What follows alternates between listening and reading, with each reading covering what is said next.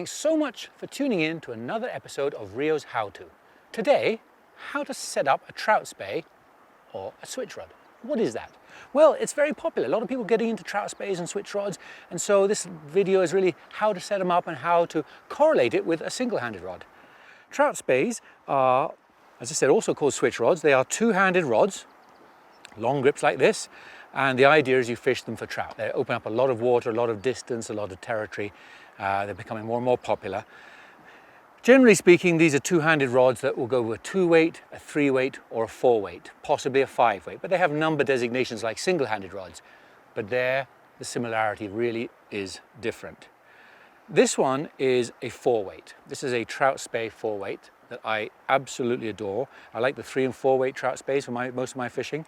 And two things to remember about trout spey rods or switch rods. First of all, double the number of the rod size for your fish size. So what that means, this is a 4-weight rod, so this is perfect for anything up to about 8 pounds, 6, 7, 8 pounds. In other words, pretty well every single trout you're ever likely to catch.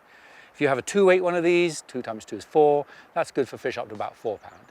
So really that's just a rule of thumb, because an awful lot of people buy a 5-weight trout spey or trout switch rod and then think, I'm trout fishing, so I want a 5-weight. And that thing's like a 10-pound fish. I mean, how many trout are you going to catch like that? So just make sure you understand that doubling up. That's a very cool tip. And then the other tip about these rods is you add the number 3. I know this is complicated because there's lots of numbers, but you add the number 3 to convert it to a one-handed rod. So again, this is a 4-weight rod. 4 plus 3 is 7. So this is about like a 7-weight one-handed rod. And you'll see why that's a relevant point in a second. So really that's what a trout spey or switch rod is. There's all those terminologies floating around. As I said, those are just two-handed long rods, usually in excess of 10 foot, 10 foot 6, up to about 12 foot. That's the rod. In terms of lines and how you set it up, well, it depends on what you want. Like trout fishing, there's an awful lot of fly lines out there that do the job. You might want to fish soft hackles, you might want to fish streamers, you might want to catch steelhead on them.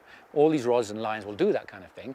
But let's just run through a few basic ones and what they're designed for, and then you can kind of choose from that according to what you're going to do. We'll start off with what's called a Skagit Line. A Skagit, this one's a real Skagit Trout Max. Doesn't matter whose it is, but basically what a Skagit line is a very short, chunky rope. This one is only 11 foot long. It has a loop on both ends. You have to attach a running line to it, and you have to attach a tip to the front end. That makes the complete kit. You can't just buy that and go fishing. You have to have a running line on the back and a tip on the front end. And this is a very, very short, very heavy, very powerful tip. This thing is designed specifically for throwing big flies and in very, very tight locations. So if you're fishing big weighted streamers, this is your man. You want to put a tip on the front end of that. There's a whole variety of tips. These things called mow tips. These are light mow tips. That's just a size. And these are designed for your trout series rods. So go for light mow tips. That's a perfect line and a perfect tip combination for throwing big flies. Just remember that, big flies. If you don't want to throw big flies and you want to throw something just more generic, my all-time favorite is a Scandi short Versatip. And this is what that looks like. Basically, it's a Scandi Line, which is a long, fine taper, much better presentation. It comes with a wallet of tips like this, 10-foot long tips, floating, intermediate, type 3, type 6. I fish the intermediate when I'm swinging soft hackles, which is about my drug of all drugs in fly fishing with trout. I fish the type 6 when I'm fishing streamers, fish the floating line if I'm waking a caddis or something like that. Note that you match the rod size with this size. This is a 4-weight Scandi short Versatip, so it's perfect for that 4-weight trout spey switch rod. Again, it needs a running line on the back end, so you've got to put some kind of shooting line on the back end. It's just a shooting head. If you don't want to involve yourself with heads and running lines and loop-to-loops and connection, you just want one-piece things, there's really 2 options.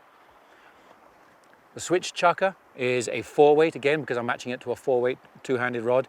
And this is a line that's got its running line built in, the head's built in, and you can just tie off the front end whatever you want. You can tie a nylon leader and fish a normal leader. You can put a bobber and an indicator and nymphs on there and tie that off. You can put on the mow tips I just showed you. You can put on Versi and poly leaders. Basically, you can put on what you like on the front end. That's a really cool line because it's very easy. It's got everything built in. As I said, it's a 4-weight. Or if you really want to get out of the spey world, And going back to what I talked about earlier on about the number 3, you correlate the spey world to the two-handed world to the one-handed world, another line you can put on, which I fish a lot on it, is a single-handed spey line. But note, it's a 7-weight.